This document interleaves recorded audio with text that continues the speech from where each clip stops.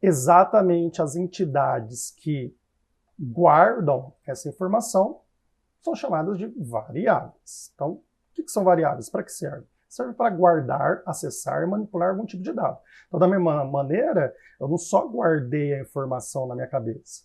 O que eu faço também? Eu acesso a informação que está, né? Então, por exemplo, quantos quarteirões eu já passei? 2, acessei. E modifico. 2, beleza, mas agora eu vou contar mais um, 3. Vou guardar agora esse 3 no lugar do 2. Então, modifiquei o valor que estava guardado na minha cabeça. Antes era 2, agora como adicionei 1, virou 3, eu tenho que guardar 3. Por quê? Porque, inclusive, no próximo quarteirão, eu tenho que adicionar mais unidade. E aí eu tenho que ter esse valor 3 para exatamente contar corretamente. Então, o dado será guardado em espaço reservado na memória do computador. Para ter acesso, para ter acesso, usamos o identificador. Então, a gente vai criar um nomezinho dessa variável, e ele é exatamente esse nome, a gente vai conseguir acessar esse espaço reservado na memória e o valor que está guardado lá dentro. Temos que avisar ao interpretador de código que tipo de dado que você gostaria de estar guardando, acessando, manipulando. Ou seja, são espaços, né? Eu gosto de chamar até de caixinhas, né? Então são caixinhas que você cria, essa caixinha tem um nome, que é o nome da variável. Então você acessa o conteúdo dessa caixinha através do nome da variável. Só que essas caixinhas têm formas e tamanhos diferentes, ok? Então a gente tem que, no momento que a gente criar essa caixinha, esse espaço reservado, a gente tem que falar qual que é a forma, né? Qual que é o tipo de dado que você está guardando lá dentro. Podemos entender que uma variável é uma região de memória do computador previamente identificada, cuja finalidade é armazenar os dados por um determinado espaço de tempo. O acesso dessas regiões de memória ocorre através de nomes, tá? A gente vai falar por que armazenar por um determinado espaço de tempo, tá? Porque quando a gente falar um pouquinho sobre escopo, a gente vai falar que as variáveis, escopo de função, a gente vai falar, por exemplo, que essas variáveis têm um tempo de vida, né? Então, em determinados momentos, elas podem ser criadas e depois destruídas, tá? Ou seja, destruídas não é tão trágico assim, né? Exatamente aquele espaço e assim a informação vai ser liberada. Para criarmos essa variável, declaramos essa variável no código da seguinte maneira. Ou seja, eu falei para você que a variável, você tem que falar qual que é o tipo, né, que ela espera receber, né? Então, você tem o tipo seguido pelo nome da variável. Então, por exemplo, int é um tipo que guarda números inteiros. Aí eu chamei essa variável de contador. Float, velocidade. Float você vai utilizar para números reais. Bool está ligado. Bool é quando você só quer 2 estados possíveis, verdadeiro ou falso. E string, palavra, string é um tipo para guardar uma sequência de caracteres. Por exemplo, você quer guardar um nome. Ok? Então a gente vai falar um pouquinho deles aqui, ó. Então, int, float, bool, string, novamente, gente, aquele papo que eu falei sobre o vocabulário, tá? Então, isso aqui já é pré-definido da linguagem, ok? Int, número inteiro, obviamente com precisão limitada, que a memória, né, não é infinita, então a gente não pode guardar qualquer tamanho de número. Float, número real.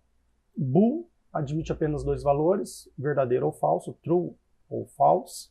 String, sequência de caracteres, recebe valores entre aspas duplas. E lembre-se que espaço branco também é um caractere. E lembre-se também que 1 é diferente de 1. Tá? Então você pode ter o caractere 1, ou o número inteiro, ou o número do tipo float 1.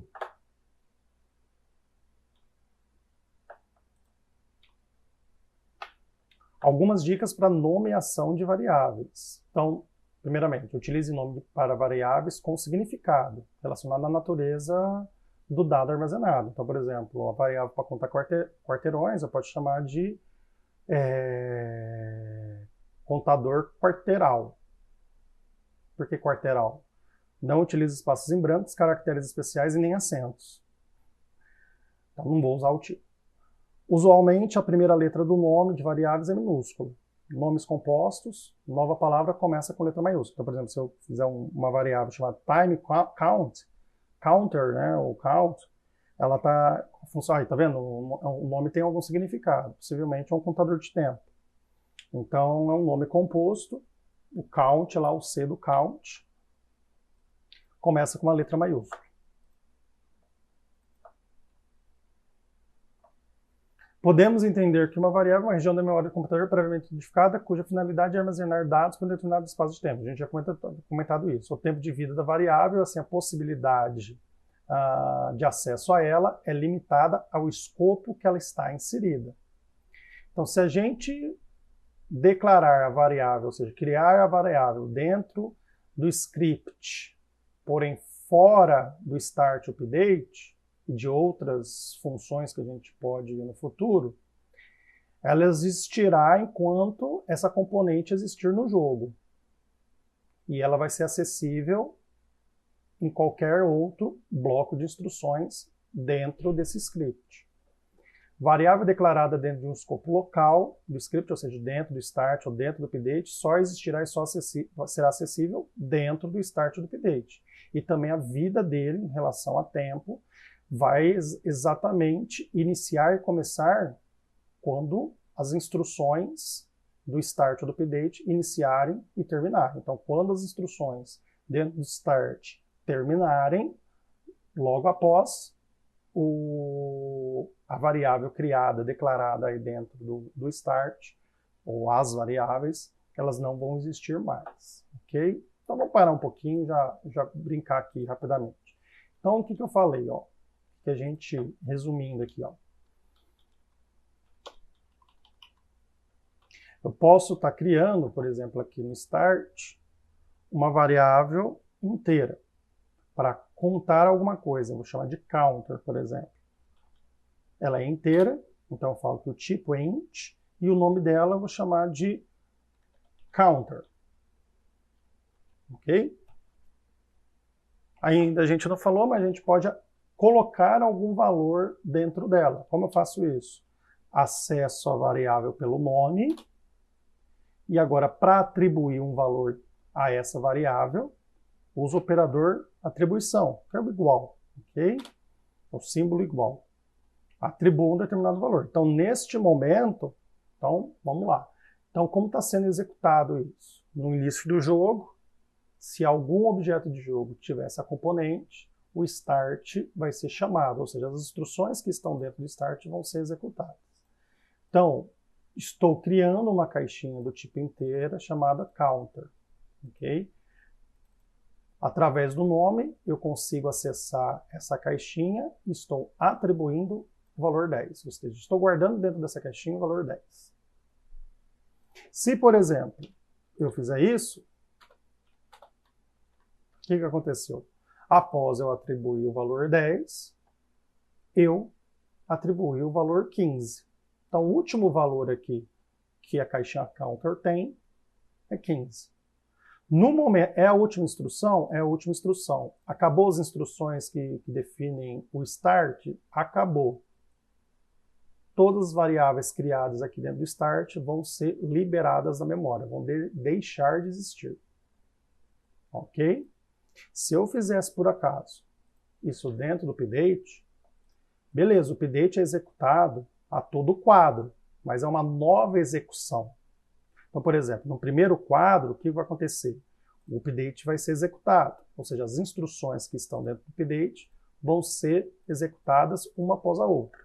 Então, int counter, declarei, assim, criei uma caixinha do tipo inteira na memória, chamada counter, onde eu acesso através de um identificador chamado counter, atribuo, usando esse identificador, atribuo a essa caixinha, guardo dentro dessa caixinha um valor 10 e depois guardo o valor 15. Né? Então, sobrescrevo o valor que tinha anteriormente por valor 15.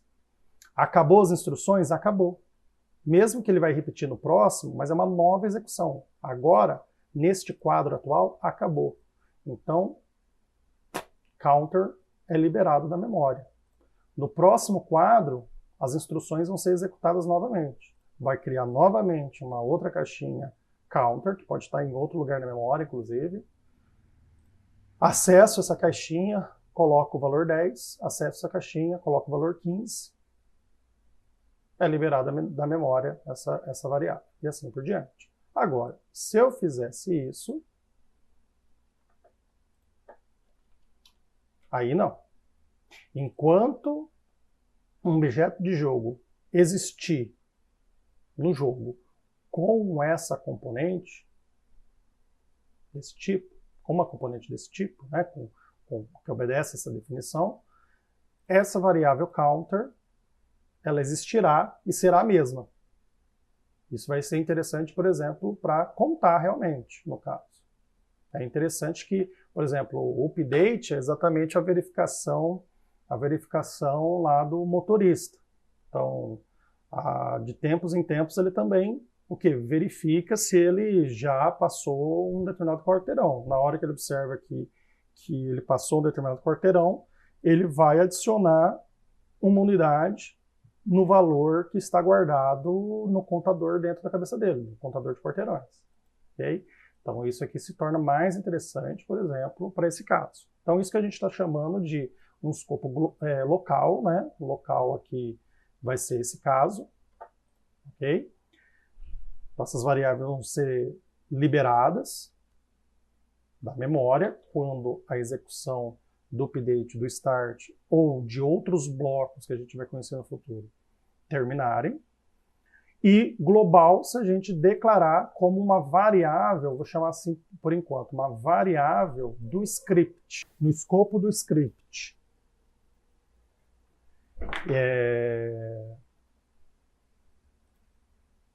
Então ela vai existir enquanto a componente existir dentro do jogo. Ok? Perfeito. É isso que esse slidezinho quer dizer. E isso eu já adiantei. Operador atribuição. Podemos atribuir, armazenar e modificar um valor a uma variável através do operador representado pelo símbolo igual. Né? Isso a gente pode fazer, como estou fazendo, no momento da declaração, da criação, eu já posso fazer a atribuição, que a gente chama de inicialização. Okay? Então eu poderia estar fazendo isso aqui, ó, diretamente. Já criando a caixinha counter e atribuindo um determinado valor, inicializando, tá? Isso tanto no escopo do start, do update, ou também como uma variável do script. Observe também, ó, uma coisa interessante, né, que eu comentei no slide anterior. Se eu declarar o counter dentro do start, ele só existe no escopo do start, tá vendo? O Visual Studio está te xingando, falando que não conhece quem que é esse counter. Ao contrário, se eu colocar, obviamente, aqui anterior ao uso, quem que é counter, ou também eu colocar como uma variável do script. Quando a gente cria uma variável no escopo do script, como uma variável do script, essa variável é acessível em qualquer outro escopo, tá?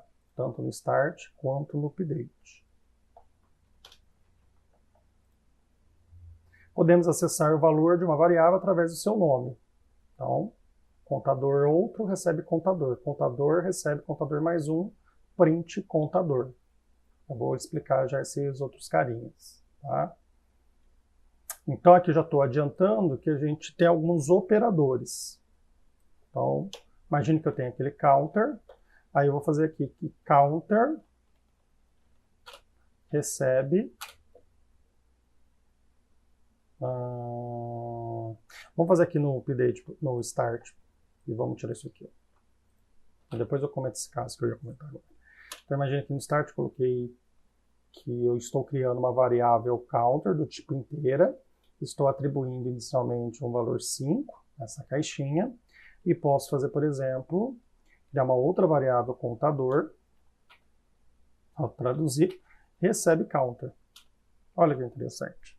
Como assim? O contador está recebendo counter. No momento que a gente faz a atribuição, aqui na verdade eu estou acessando o valor, através do nome do identificador da variável, eu estou acessando o quê? O valor que está guardado, foi atribuído a essa variável. Então está lá dentro da caixinha, Existe uma caixinha lá no momento que eu criei o counter, né? Existe uma caixinha que eu acesso através do identificador counter. Atribuí 5 a essa caixinha. E eu também posso acessar esse valor através do nome. Então aqui, counter, eu estou acessando o valor atual que está dentro dessa caixinha, que é 5. Então tome cuidado, né? Por exemplo, se eu fizesse isso, o contador está recebendo que valor? 10. Tudo bem, ele começou com 5, mas a próxima instrução, passo a passo, que foi executado foi essa, que eu guardei agora 10 dentro dessa caixinha counter. Depois agora eu fiz o quê? Criei uma variável contador e atribuí a ela counter. Mas o que isso quer dizer? Atribuir, na verdade, o quê? O valor que está armazenado nessa variável counter. Então o contador vai ter associado a ele o quê? O valor 10. Aí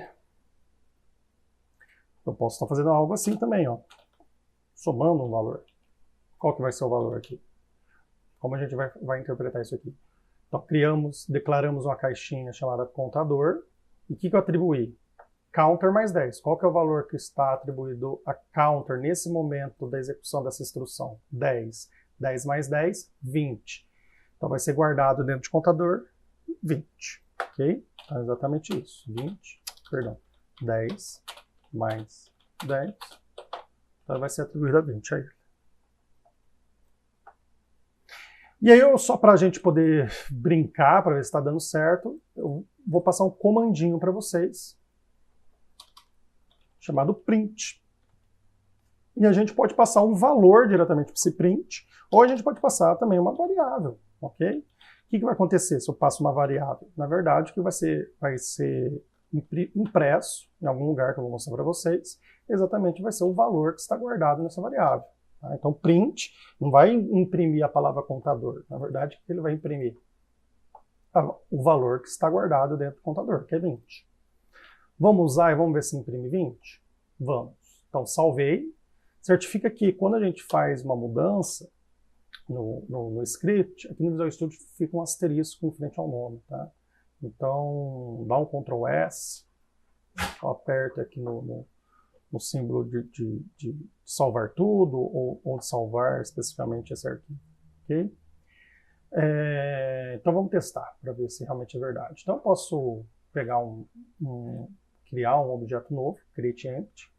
Então clico com o botão direito em hierarquia, create empty. E eu posso estar associando, então, criando uma componente nesse objeto do tipo first script. A gente pode fazer via add component, como mostrei, ou também existe um atalho, que é arrastar o script, ou aqui para o inspector, quando o objeto está selecionado, né, tem que tomar cuidado, ou você pode jogar em cima do objeto aqui na hierarquia. Okay? Vai aparecer aqui no inspector first script. Se eu der um play, aonde vai esse print, Diogo? Vai no jogo? Não, ele vai aqui embaixo, ó. Aqui no canto inferior esquerdo. Se você clicar, ele vai abrir uma aba chamada console. Inclusive a gente pode arrastar ela e deixar ela juntinho aqui com o game, tá? Para a gente poder depois ver. Veja que foi executado apenas uma vez, que é a característica do start. Ok? E imprimiu o valor que a gente esperava mesmo, 20. Vamos voltar para o código e vou dar um Ctrl X nesse bloco aqui, ó. Ctrl X. Olha que legal. Isso aqui é interessante.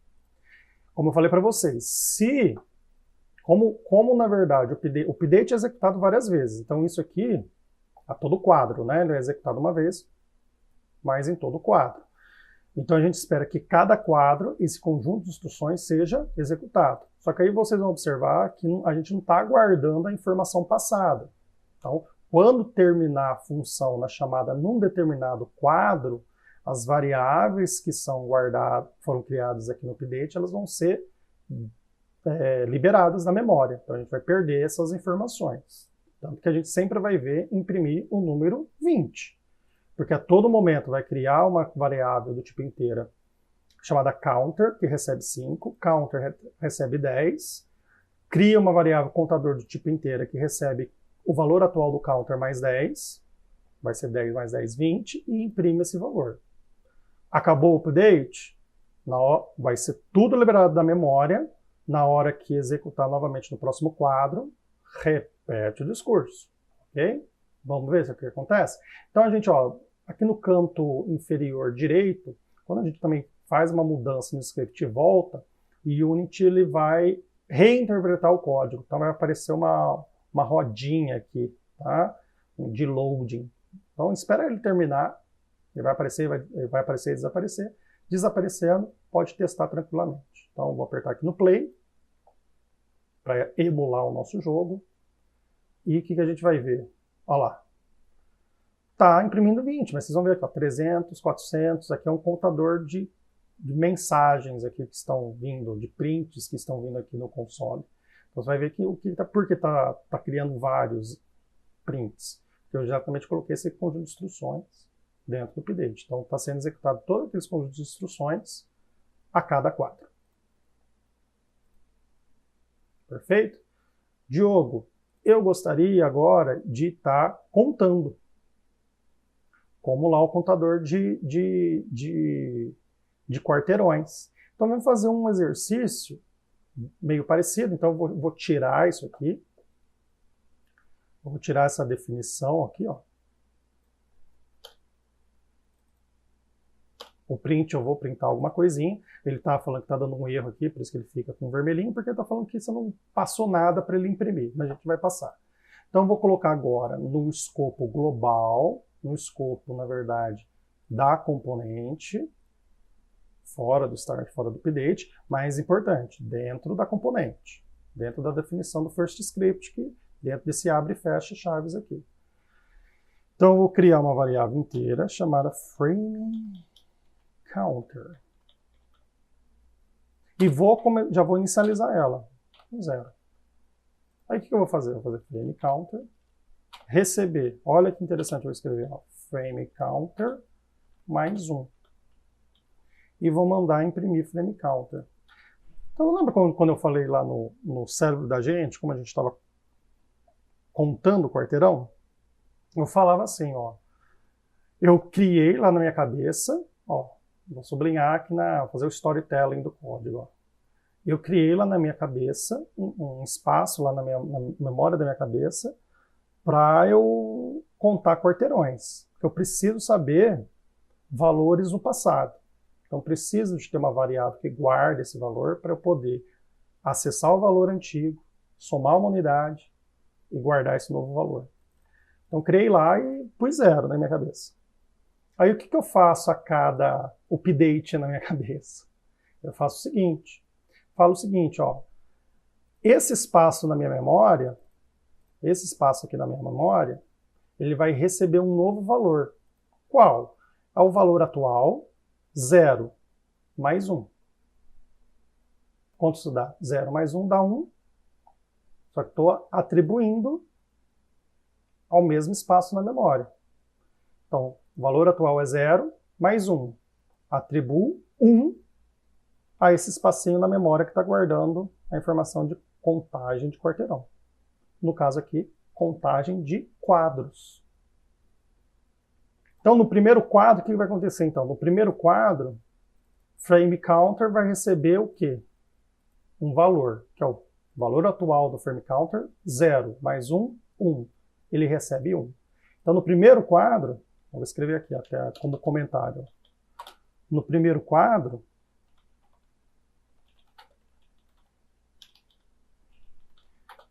frame counter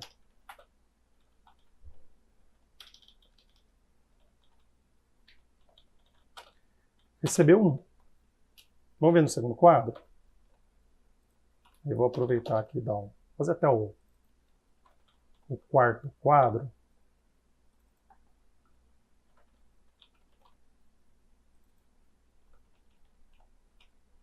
Então, no segundo quadro, qual que é o valor? Então, o frame counter vai receber o valor atual mais 1. Só que o valor atual, que é exatamente o valor que ele deixou lá quando terminou o primeiro quadro, é 1.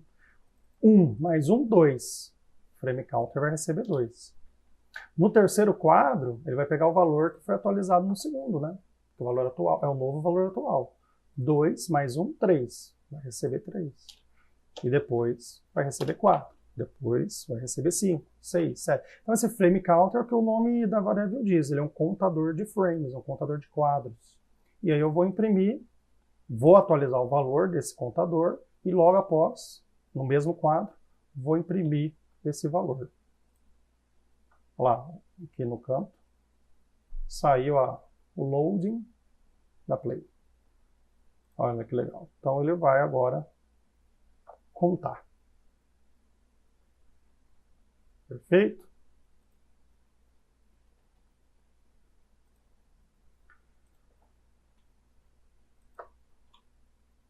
Então, são coisas que a gente já discutiu. Operadores aritméticos, a gente já adiantou a soma. Então, a gente tem também a subtração, a divisão, a multiplicação. E aqui é o módulo, que é exatamente o resto da divisão de inteiro. Ok? Então, eu posso estar somando. Eu posso estar, vou criar outra aqui. A recebe 10. Um outro inteiro, B recebe 20. Eu posso agora, por exemplo, criar uma variável inteira C, que recebe A, B menos A. Qual que é o valor de C? Pensa aí. O valor de C é o quê? O valor atual de B é 20, o valor atual de A, 10, logo C recebe 10. Ok? Se eu, por acaso, fizer int D, mesma ideia, tá? D vezes, o vezes é o asterisco, A, mesma ideia. Então, B é 20 vezes 10, 200. E aí, o que é legal desse, do operador módulo, é o seguinte. Deixa eu colocar novos valores de A e B. Agora eu posso chegar em depois aqui, ó, mudar o valor de A e B. Falar que B não vai ser mais 10, B vai ser 6. E, desculpa, A, né? 7. E o B vai ser 2. Não, 4. Int. E recebe A módulo B. Ponto e vírgula. Sempre lembrando, né, lá no destaque, no dei um destaque, que qualquer instrução que eu estou executando aqui, ponto e vírgula no final da instrução. O que isso acontece? E vai receber quem? O valor do A, 7, módulo 4. O que isso dá? O que é resto da divisão de inteiro? Se você dividir 7 por 4, fazer aquela continha lá, 7 dividido por 4. Quanto dá? Dá 1. 1 vezes 4, 4. Quanto sobra para 7? 3. Exatamente. Se você fizer a divisão, você não vai se preocupar em colocar vírgula. Você vai simplesmente olhar, na verdade, o quanto sobrou. Então, 7 dividido por 4 vai sobrar 3. Vai dar 1, né? Mas vai sobrar 3. Ok? Isso é interessante também para a gente analisar isso aqui, ó. Int e F. Vou fazer A dividido por 2. Quanto vai dar? Aí você vai falar, Diogo, vai dar 3,5. Não, porque aqui é uma divisão de inteiros. O A é um número inteiro, 7. E o 2 também eu coloquei como um número inteiro. Isso vai dar um resultado inteiro, não pode dar um número real, ok? Então, ele trunca. O que quer dizer que trunca? Ele joga a parte decimal fora. Tá? Então, 7 dividido por 2, sendo esses inteiros, vai dar 3. Não vai dar 3,5. Se por acaso você gostaria que fosse calculado com a vírgula, né, com casa decimal, primeiramente, a variável que vai receber esse valor não pode ser mais inteiro, né? Ela tem que ser do tipo float, para guardar números reais. Então, com números com vírgula. Então, float G, vou fazer A, que é inteiro, dividido por 2.0 F. Ponto vírgula. Isso sim, 7 dividido por 2.0 vai dar 3,5. Ok? Ah, Diogo, por que você coloca F? Porque, na verdade, existe uma outra variável, também tipo de variável, perdão, que guarda também números reais. Tá? Chama double, a gente não vai usar nesse curso, tá? Porque nada no Unity utiliza, na verdade, esse tipo de variável. E quando a gente coloca, na verdade, 2.0 simplesmente, isso, na verdade, é entendido como sendo desse tipo double, ok? Então a gente coloca o Fzinho só para avisar que a gente quer guardar um número, esse 2, na verdade, é um número real, porém, eu quero deixá-lo como do tipo float, tá? Então isso vai dar uns probleminhas. Então, põe isso na cabeça. Apareceu aí, vírgula alguma coisa, põe o Fzinho, ok? Bom, creio que, deixa eu ver, aí alguns exemplos, né, que eu já tinha comentado. E só que falei, isso é bom falar, a ordem de execução, ok? É da esquerda para a direita, mas a gente tem algumas preferências, né? A multiplicação, divisão e módulo, eles são executados anteriormente à soma e à subtração, ok? E antes deles, qualquer parênteses que você utiliza na expressão. É tipo matemática mesmo. Okay? Então, por exemplo, se eu tiver essa conta aqui, um float, GH, recebe 4 mais 5 vezes 7 mais 2. Então, como a gente vai interpretar isso aqui? Que valor o H está recebendo? Pode ser até um inteiro esse H, né? Não tem problema.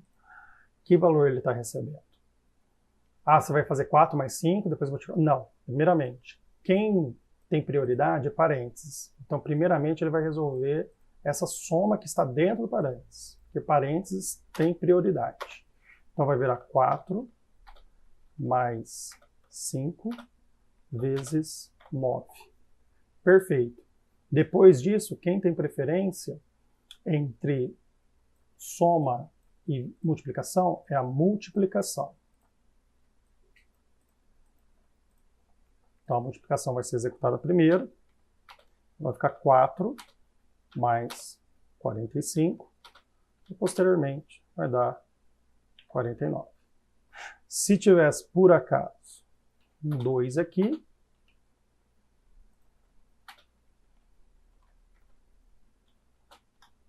tá? Então, ia primeiramente executar 2 mais 4, 6, 6 mais 45.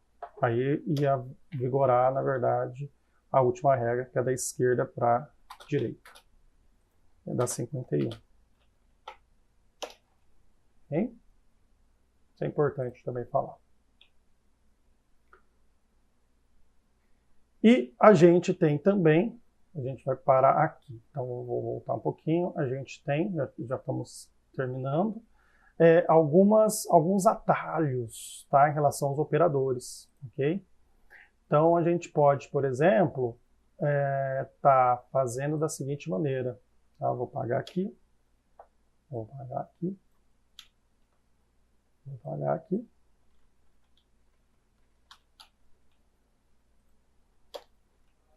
E aqui no start eu vou chegar aqui, int A recebe 0. Se eu fizer, por acaso, A mais recebe 10, o que isso quer dizer?